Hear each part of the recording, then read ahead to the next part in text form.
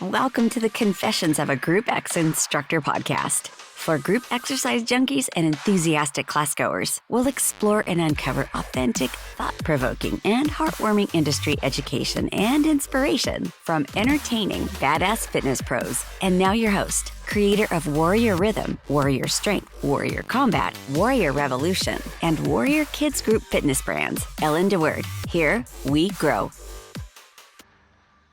Welcome, everybody, to Confessions of a Group Exercise podcast with Heather Gardner, part 2. Hey, everyone. This one is going to have a much different, lighter tone than last week's episode. Today, we're going to talk about her journey to the top as an IFBB pro. Before we get there, she is a group fitness instructor. She teaches Warrior. She lives in Spokane, Washington, which is very near Coeur d'Alene, Idaho. And we've been friends now for quite a long time. And if you missed last week's episode, go back and listen to that, where she talks about mourning and grieving the loss of her husband and how she has navigated being a widow, which might come into today's episode. So I just wanted to kind of lay the landscape there. But she teaches, like, she's taught some celebrities, people. Okay, just tell us about Gaza really quickly. Gaza. Yes, Gardner. It is a summer camp for the rich and famous. And I was lucky enough to be a Group X instructor there. It's a seasonal position, so come out and teach multiple classes. You get to teach private classes. And one of my regulars throughout my season up there was Justin Bieber. His wife Haley came once. She did not participate in the class, but I did get to meet her and all of that. Reese Witherspoon and she's a Kennedy. Oh my gosh, Maria Shriver. And I am so sorry. I did not know who she was at first. I knew her. Somebody was like, one of the personal trainers was like, that's Arnold Schwarzenegger's ex-wife. And I was like, oh, that's so cool. I didn't realize she was a Kennedy. And now it makes sense why she kept asking me so many direct questions. And I felt like I was being interviewed because she's a professional interviewer. Yeah. And I'm like, oh my gosh. And yeah, I was like, can you sign in for class? I had Maria Shriver sign in. Can you sign in? Who are you? I know. I'm sorry. Hysterical. And then were you nervous? Were you extra nervous, or were you just yourself? No, honestly, I was just like myself. I was like, I don't know. I just turn it on and it works. It's kind of like performance. Justin Timberlake, I mean, Justin Bieber, wasn't Justin Bieber testing songs for you or something? Oh, yeah. So he was up there a lot. And even if he'd come in and do his own thing in the back during our class, yes, he would also change the music mid-song. And now if you're a Warrior instructor for rhythm, Ellen's gonna get mad. Don't you know the rules? No. I can ask her if I can throw it in for string. There's no music is going in for rhythm. It doesn't work. Trust me. You've had to sign some NDAs about things, and I feel like the Kardashians might go there. Yes, they do. I can say that, although they have not came to my class personally, that class, everybody was sure looking at them as they were playing. I thought people were looking for form while we were in strength. I'm like, oh, let me come help. And they're like, no, we're looking at Kim while they're doing RDLs. So when she did the blonde last year, very quickly, the quick brown to blonde change. So yes, she's a very tiny human. I feel like I expected her to be so much taller in real life. Oh, she's tiny? Yeah. Oh, that's interesting. Huh. That's funny how sometimes you don't know that about people. Like, people, when they meet me, they always think I'm little and tiny, but they must think, yes, they must think somehow through the internet that I'm tall. Yeah. Not at all. Not at all. It's the heels. It is the heels. Yeah. Big personality. I don't know. Okay, so just to kind of back up a little, in case those listening missed last week's episode, we did take really a deep dive into Heather's really painful journey as a young woman who lost her husband abruptly. But then we wanted this episode to be kind of more like what has become of her life since, and how she's resurrected herself, changed a lot. So can you talk to us about being overweight at one point in your life? Like, how did you get overweight? Were you overweight child? Were you a skinny kid? Like, what is the journey with weight and food and all this stuff? Because I come from eating disordered and weird. Like, I could not do what you do. I could not do it because I think I would go It down, definitely, would yeah. mess with my eating disordered brain. But I feel like people are different. Everyone's different. So, tell us about your journey. Go. So started out as an overweight child, actually. I had a lot of like childhood trauma, a lot of stuff in the home, an alcoholic father, a lot of like in-home abuse. And I think I turned to food as like comfort.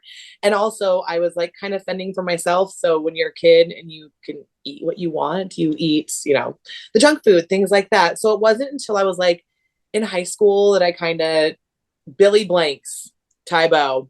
I think love him. I met him at one of the conferences and I was like, should I tell him that I lost like a bunch of weight to him in my basement? Like, yes, we met him. He was there. Remember, he was at yes. That idea. Yes, that one. There was, yes, one of them. Yeah, that was, yes. Yeah. It was an idea. Okay. There's yes, he's so cool. And so I started with the kickboxing videos and I'd lost weight to where I felt comfortable and maintained that. Then pregnancy is not kind to me. So with my pregnancies, I'd gained weight, was able to lose it. But then again, with Lily, I blew up to 6 weeks postpartum. I was 243 pounds. No way. Yeah. So I just ate it was food. So I realize now, like later going on through that, like food was just kind of like a crutch for me, I think. So it was really learning other ways. And this is where you slowly enter into my life. It was Beachbody that I, came into to lose weight, and it was drinking a shake, getting nutrition and working out, right? It's just working out and eating right. And so I lost 113 pounds in a year, fell in love with the programs and got certified with PIO because I was like, I love fitness. Yes. And I was a coach, but I wanted to help people more. It was not enough Beachbody coaching. Yeah. It was not what I wanted to do. I wanted hands-on helping someone. Group X, I was taking random classes. I think it was like hip hop hits and something else. And I loved the group of people that would come, and I loved the energy. So I knew that's what I wanted to do. So getting certified led to that. And then Long Line Warrior. So obviously the best format ever. And kind of flows with that. So I just kind of maintained my fitness just from always being a Group X instructor. But it was Dallas. When I saw my legs, someone recorded my legs when we were doing those down dog. Oh my gosh. And they looked amazing. Yeah. And I remember the video. It was like one of those diving down dog push-ups. Yeah, and your legs looked like $5 million. And I was like, if we can do this with let's see what we can do with some lift. I mean, I have always been one that found it fascinating, but I was like, I can never do that for some reason. Time out. That's what okay. So you had already been interested. Yes. They used to do I think when I first saw it, it was like the Beachbody held one. And I was like, oh my gosh, look at these people's transformations. I want to do that. And it was like their bodybuilding competition. And the more I started seeing things, I was like, this looks so fun, but I could never. And I would tell myself in my brain, you can never, you're not going to do that. Like imposter syndrome about it. Yeah. And I suffer with that a lot, and it creeps up all the time. It's really hard. Oh my gosh. So you saw your legs in Dallas. Yeah. That video. Oh my gosh. I should resurrect that video. Yes. Link it to the show notes. Yes. I will. Yes. It just looked insane. And I was like, okay, I can do this. And I bought a posing suit then and there, and I contacted a coach. You got a mint colored one to match the Warrior logo at one point. Yes, I did. Yes, I have an array of colors now, and I'm gonna have to have a new one for my pro debut, which I think we're gonna go back to do another mint color. But yes, I was like, okay, we're gonna do this. So I was like all in, and we were still touring at the time, so we shared some rooms where I took the entire fridge with all of my prep food. Yes, you were like making egg white. You were like sticking to your, wait, hold on. We skipped a whole portion. Before you get into that, hold on. So you see your legs, you're like, maybe I can do this.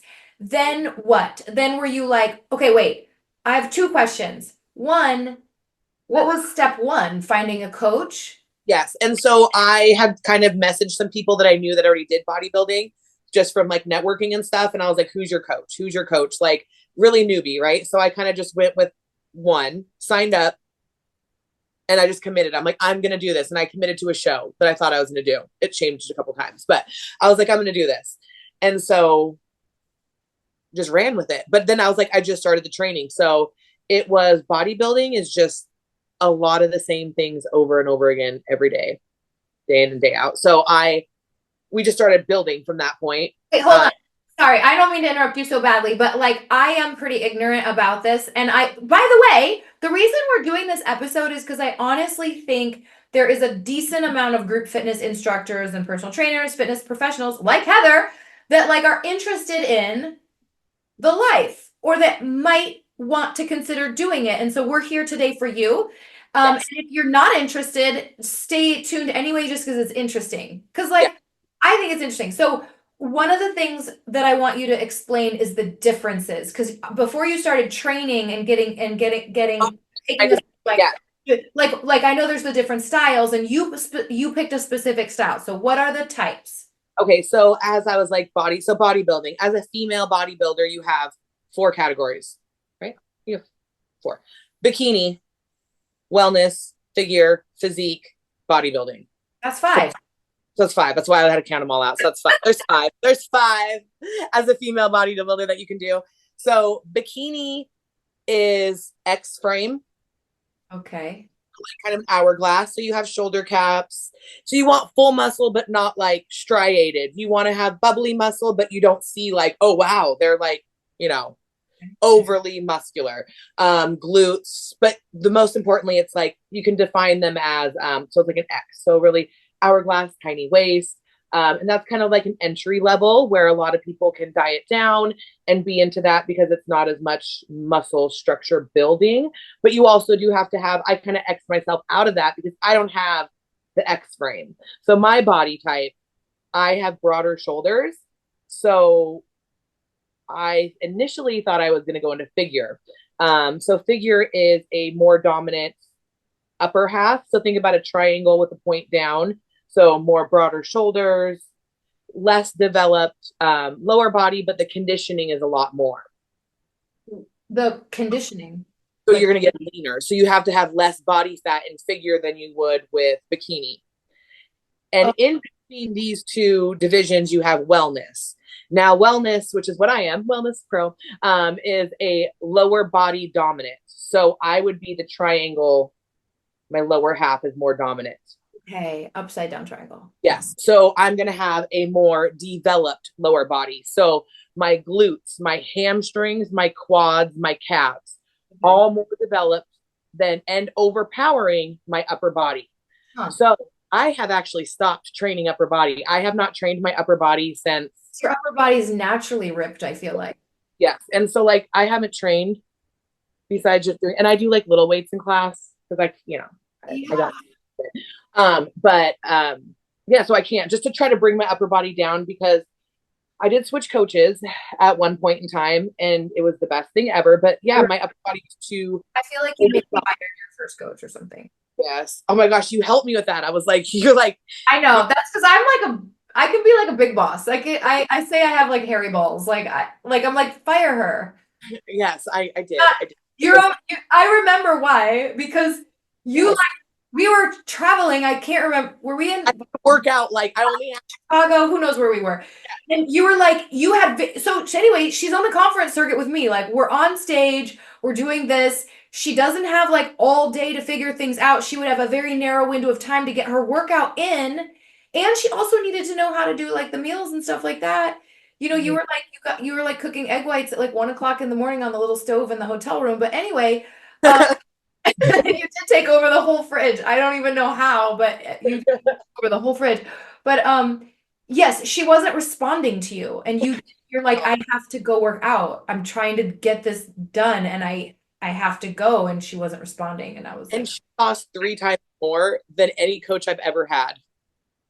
well, you obviously made the right decision. Yes, but I'm like, so the most expensive coach is not necessarily the right coach. That's good to know. And I have, when we get to like, I'm going to do a little section on what to look for if you want to, in a coach, because I have the points now that I would wish I would have known ahead of time. Yes. Okay, I'll be quiet now, I think. Okay. So So the different types. Okay, the different types. So then wellness. So lower body is more dominant. Still got the smaller waist, but basically legs. I do legs 5 times a week, all legs. And then, so we got bikini, wellness, figure, then physique is the next one up. And that is where you get into a more bodybuilder look. That is just everything is shredded, symmetrical, upper body, lower body. Wait, so when you say the next one up, sorry for the questions from a newbie. Like I would say if you're looking at one's not better than the other, right? You don't mean the next one up like it's muscular. Like, so the least amount of muscle and conditioning would be bikini. Got it. Then wellness is more conditioned, more muscle, but still like, feminine. And then figures like still feminine, but you're more lean and your upper body is more developed, where wellness, your lower body. Then you get into physique where you no longer wear heels on stage. Not that it's not feminine, but you no longer wear heels on stage. It's more posing like you'd see men's bodybuilding. So physique. Are they barefoot? I don't even know. They're barefoot. Yeah. They're barefoot. So you just go, because they have to do routines. They do like posing routines, which we all do routines, but we have mandatory poses where physique and bodybuilding can make up with their own music. Oh. And they do have mandatory poses, but it's more like a dance type thing where they can go and pose and dropping that over. They can pose and show more of the personality. Okay. So that's the differences. And I have a question. Does someone pick based on what they want and then they can train into it? Or are they like, I'm genetically more predisposed to be successful in this category, so I would be wise to pick this one? Or does the coach tell you what you should do? So you can, your coach will tell you, like if you have a brand new coach and you're new, they should do like a physique assessment and they'll be able to tell. But you can sometimes build into it, because I built my legs. I didn't have these legs before. Like I had little legs, but my glutes, I didn't have.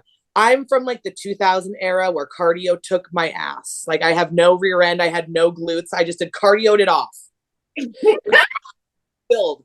I have a picture. You're going to die. Do you remember when we would do our transformation photos and we're like, yes. Okay, so I had my 60-day body beast, like, so whatever hybrid. And from the side, I'm like this. There's no butt. Oh my gosh. So like I had to build. So it's possible to build into it. And sometimes you can be on the cusp of bikini or wellness. And it's kind of like, okay, you could do either one. What do you want to do? Do you want to build some massive legs? Do you like doing legs? Do you want to do legs? Or do you want to just kind of tone up and do some cardio? It's also like training wise. What do you want to do? Like how hard do you want to train? And did you want to do wellness? I wanted to do wellness, but I hated doing legs, which is so funny because now I love it. I loved my shoulder day and I loved upper body. And when I got on with this coach, it was legs 5 days a week. I remember I was just scared, like through every workout, like, I don't know what it is today. And I've grown to like love it. There's just something about pushing weight, that much weight with your legs. It's healing.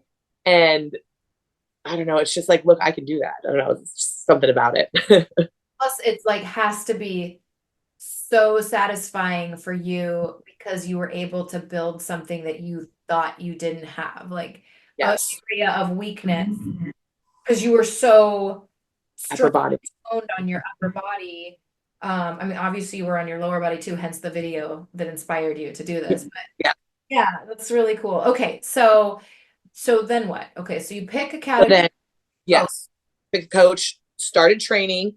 We did a little hiccup. I changed coaches. I've actually changed coaches twice. I went with one that was like an online, trained for a while, did my first show, swept all the classes, won first and everything. And then was like, okay, I want more. Let's see what we can do with this. Right. I wasn't done.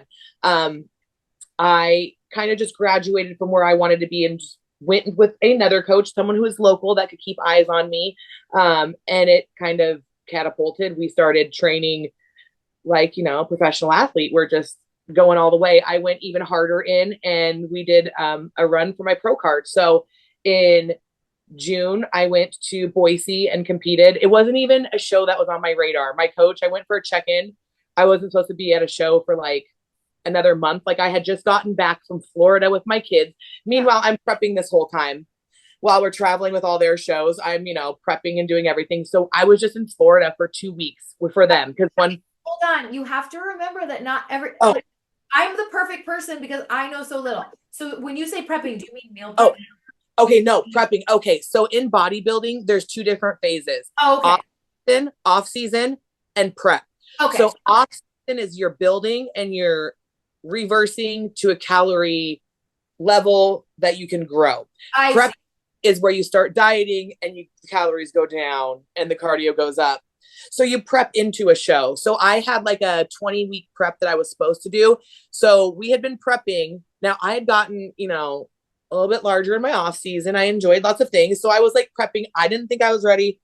Coach said I was ready. So we just kind of jumped into a show. So usually you like know your show date, like my target date, I was still 4 weeks out. So my ultimate target date was nationals. So we knew I wanted to do a national show. I had to get requalified again. So I was going to go to regional shows to get qualified for nationals.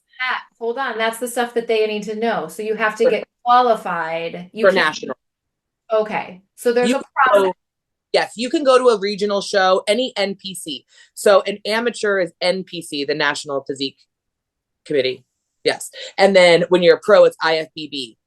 IFBB. Okay. Yes. So then that kind of determines what shows you do. So you have to win first within the last calendar year, first or second in your class in the last calendar year to be qualified for a national show. Okay. And that calendar year. So like, it's not like 1 year from the date of, it's like that calendar year. So within, so once you do that, then when you register for the national show, you'll put that on there.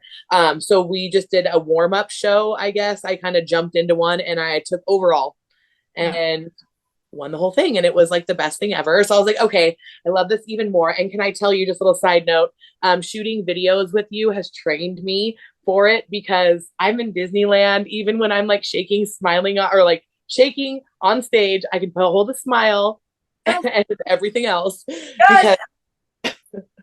Yes, because so basically because she's been in our videos and I'm like, it's Disneyland performance, like smile till your cheeks want to fall off and like hide your nerves and all this stuff. Like, and it's because you're doing it to no one. So it's like, if you can do that to no one, you can be on stage in a bikini. Right. But like, wasn't it hard for you? Because I feel like you told me this, like learning to pose in heels and stuff like that. Yeah. That was probably, and you wouldn't think, if you see me teach rhythm, you'd be like, oh no, she's fine. I know. We try to dance. Common. People think we're like musical goddesses that can dance and that we're like, everyone thinks I'm like the best dancer in the world. I'm like, I don't. I still use that. I do the I know, me too. I joke about it all the time too. But yes, I know. It is funny that yes, you can, yes. Anyway, carry on. So posing. And so how to pose. Yes, I do have a posing coach. My posing coach is actually going to Olympia, which is like the Super Bowl of bodybuilding. I guess that would be the equivalent of. So I have a posing coach. So you also incorporate posing into it. So I would pose every day to get ready as well. So you have every day in your like home, like in your mirror, in your bathroom. You like I would even every day I would do. And as it got closer to show, the gym that I work out at has like a posing room. I would strip down to my thong and my sports bra and do it and send my video to my coach every day. Yeah. And I would do it after a workout. So I've seen people do that over the years in the gym. Like I've seen people do that in literally the group X rooms before in studios. Yeah. So does everyone who competes want to get their pro card? Is that no? No, there's a lot of people, and I've met them. And I also spray tan at the bodybuilding show, so that's a little side gig. And I do it at the bodybuilding show, so it's kind of fun like that. Glow job, if you ever need a glow job, GLOW. um, so a lot of them, there's actually a lady who she's in her 50s, and she's amazing, and she just competes locally, and she wins all the local shows in her division, and she just has no desire to do anything else but local shows. And they have a thing up here called Triple Crown, where it's like just rewards people for competing within the regional circuit. So you don't have to. But you did. Like, so another thing I like admire about you, and I, even though this world is like so foreign to me, like I already told you, I have eating disorder background, so this isn't, it's not a safe thing for me. No, it's not safe for me. But, and so, yeah, like actually, like I should say that to the audience, like if you have struggled with eating disorders, it's probably not like the best thing to get involved in, because it takes a level of obsession. And I don't mean that in a bad way. There's a lot of things I do in my life that are obsessive, like getting a bodysuit tattoo, and my whole entire business is an obsession. But certain things, you know. Anyway, I was gonna say something I admire about you that I don't think you necessarily said to me, but I recognized it anyway, is I knew that you were going to win. Like you had a goal, you wanted to get your pro card, you said you wanted to get your pro card, and like there wasn't any stopping you. And I just related to that. I related to that kind of mentality and work ethic because it's how I function when I want something.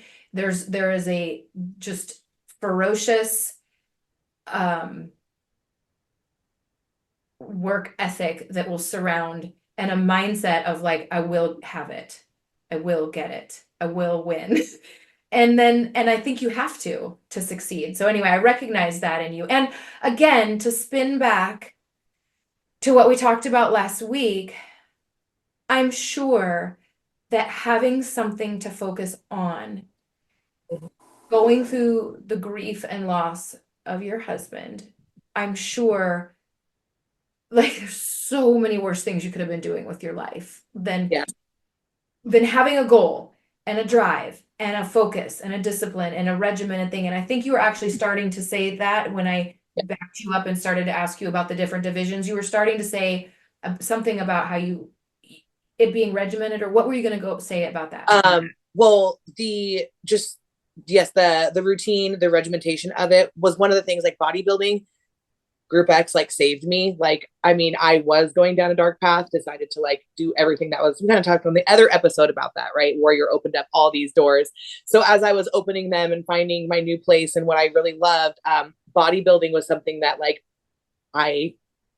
something that I could control, something that I was good at, something that I could do that was solely based on me, right? Checking my boxes every day. I talk about that with bodybuilding. Like it's just box checking, right? Did you drink your water? Did you hit your macros?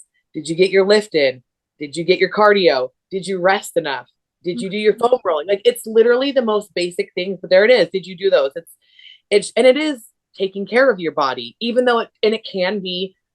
So those who have eating disorder past, things like that, it can go very wrong. And, you know, it can just breed a lot of that. But for me, it was very, I was learning to take care of my body in a different way again. And it felt really good. And I was thriving mentally and my body was changing. And I just really loved it. Now what's hard is the reverse part, which a lot of people don't talk about. So after you step off stage, or do your shows, then you have to reverse out of a diet. And I think that's harder. I've done this now. This is my twice one. I've done this twice. It's harder, I feel like, than getting on stage because losing weight's hard. But when you start reversing and you're gaining weight to gain muscle and you no longer have all the shreds, that for me is so much harder. Interesting. That is so interesting. Yeah. Just mentally and psychologically. Like, why am I working this hard to gain weight? You know, it's just like mentally, because you're so like, it makes sense why I'm struggling. But now it's like, no, I'm hungry. I want to eat that. I don't have a show yet. but I have to stick to my macros. Yeah. But it's just weird, but it's like you're suffering, but your shreds are going away, which, it's not what it is. You're gaining muscle and all these things, your hormones are regulating. Like you have to have the off season to have the on season. So as bodybuilders, everybody sees us on stage, but it is just such a short period of time that we look like that. We peek into it. So it's like, I did 3 different shows this season.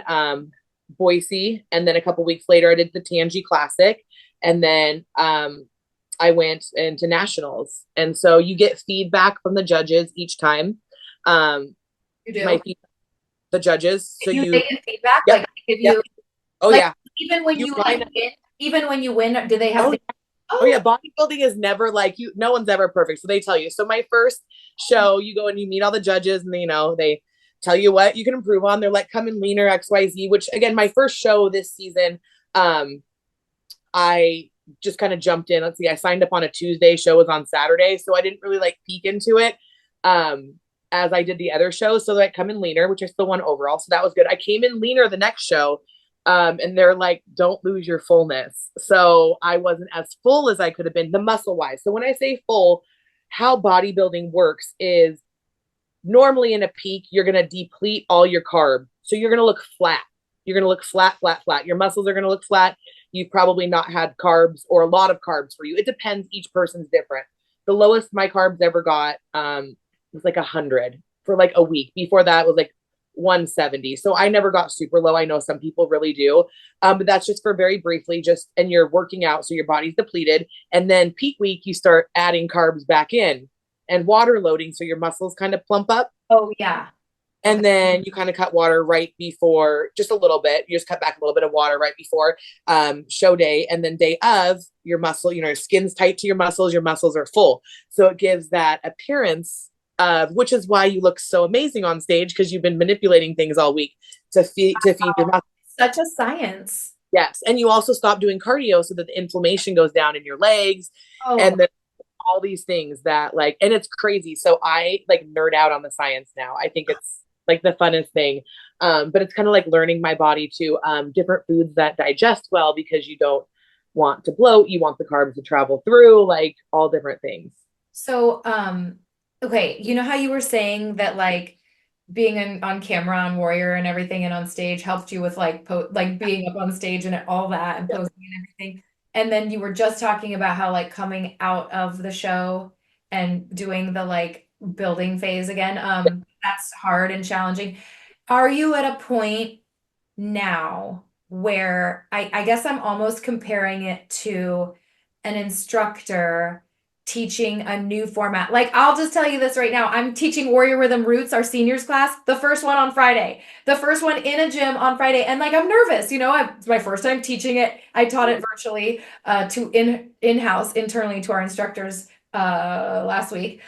But a new format, new gives you jitters. And then you get to the point where it's just you just have total confidence as an instructor teaching your format in the same old gym, So my question is, will you ever be, or are you already when does this become there's no nerves and there's no will it ever be like that? Is it like that?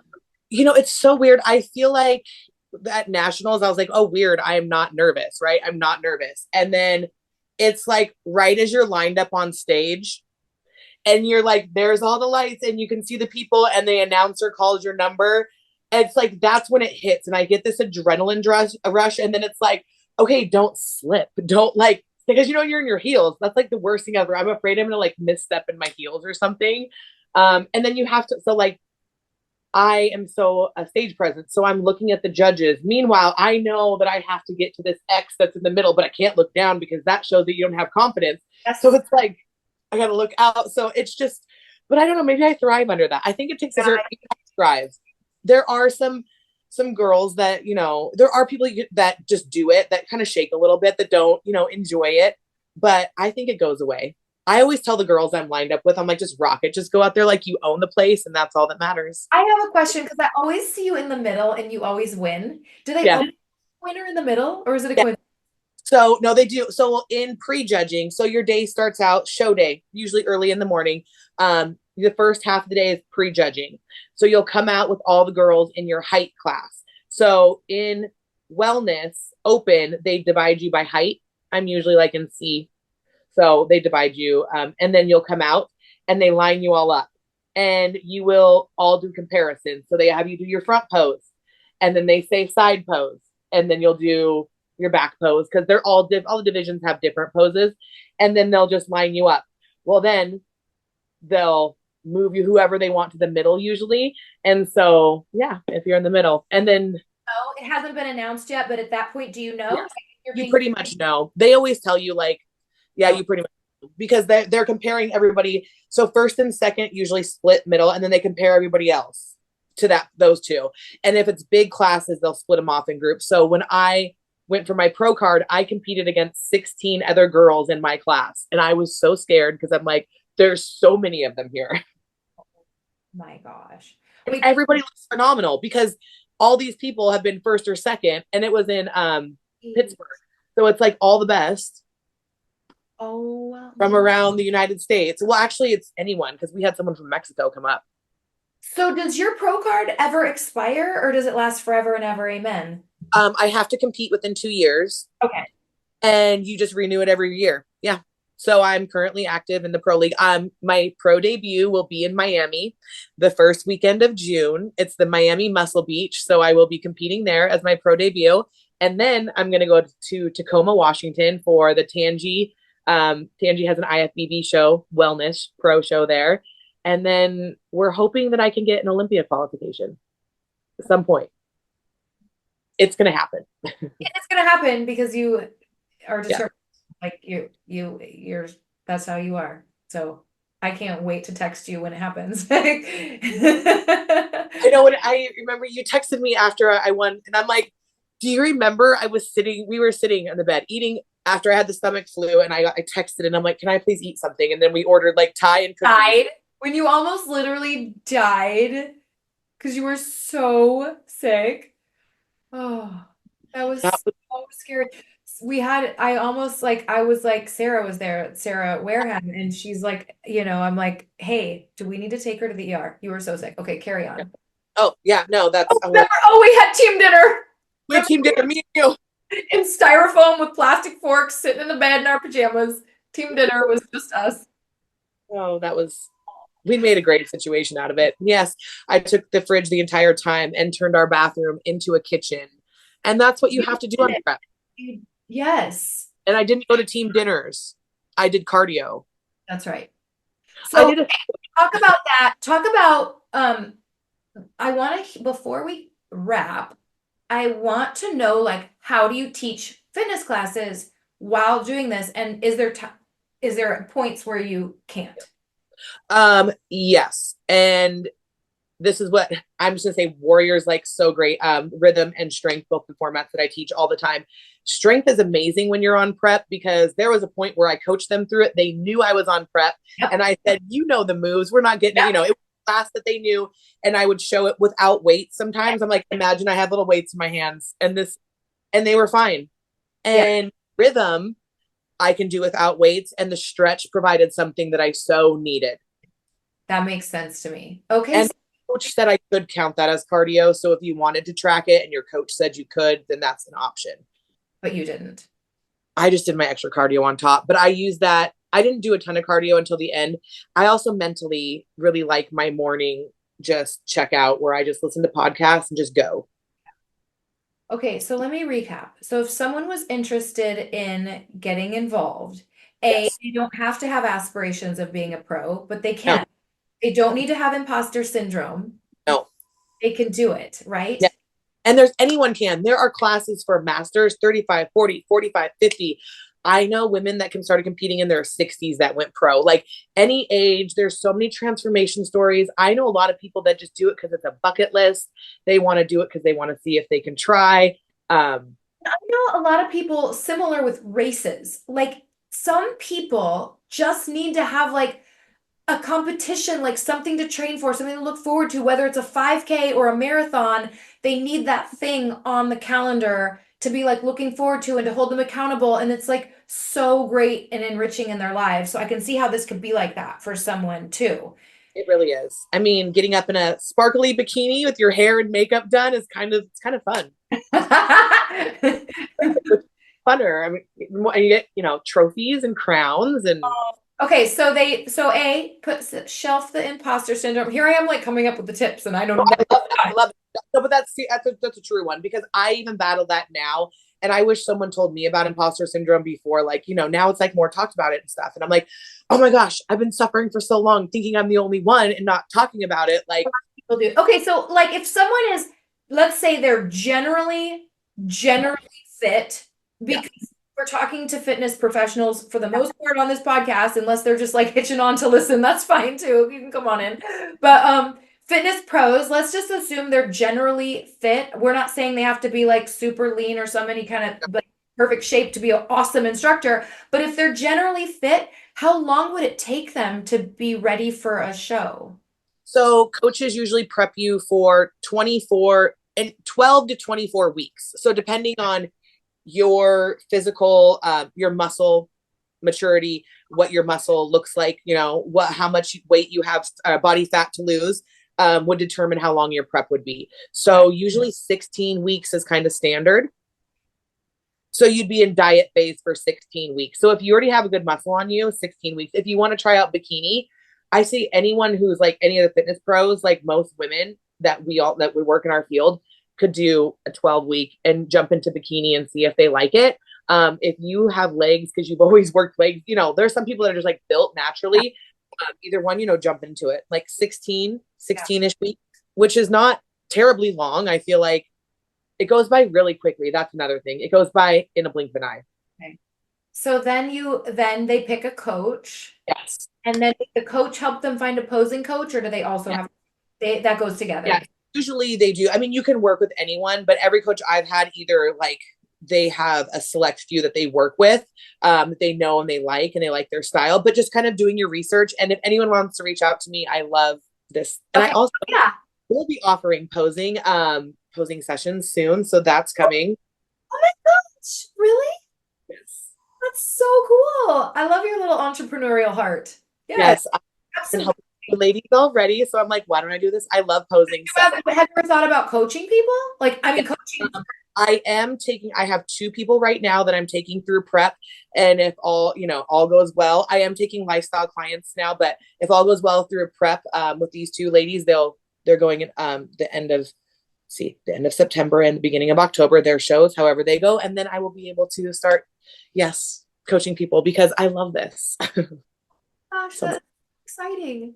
That's so awesome. Okay, so that's it. And then if depending on what they are teaching, they might be able to keep teaching if they can coach. Oh yes, they can. You can definitely do that. So like what I would do is like in bodybuilding, you have like your set, like you're eating 6 meals a day.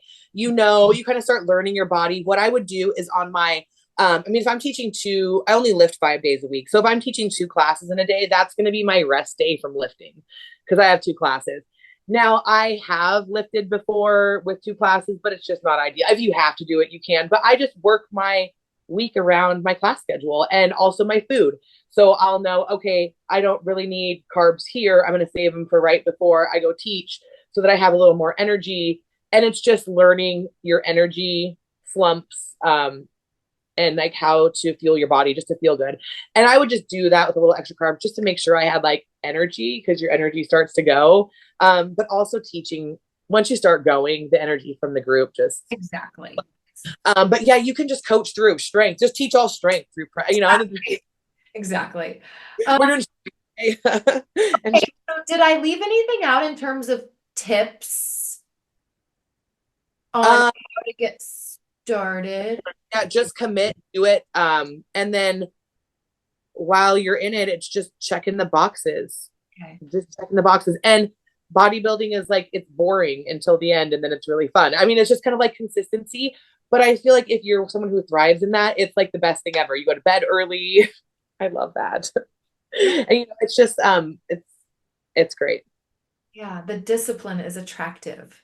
Like the disciplined lifestyle is beautiful and emblematic of health, And it's again with the grief, it's one thing that's probably like helped transform. I'm able to manage the grief along with everything else. It's been very transformative. And like the bad days, literally, it is an outlet. Like, yes, it is an outlet. So, you know, so,